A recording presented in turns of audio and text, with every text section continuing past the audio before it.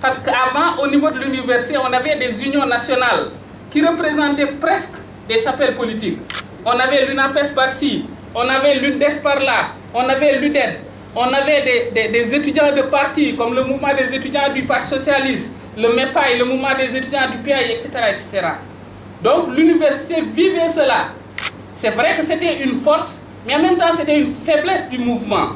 Parce que toutes les querelles politiques se répercutaient au niveau du mouvement estudiantin.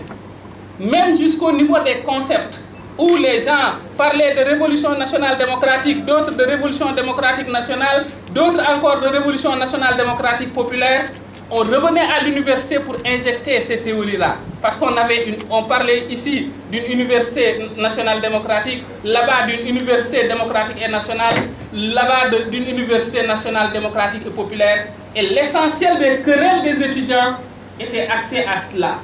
C'est vrai que cette mouvance a pu former des élites extraordinaires qui sont aujourd'hui au sommet de la gestion de ce pays. Mais leur avantage, c'était surtout de faire aboutir le processus de réunification du mouvement estudiantin. C'est à partir de là qu'ils ont travaillé au niveau de la coordination des étudiants.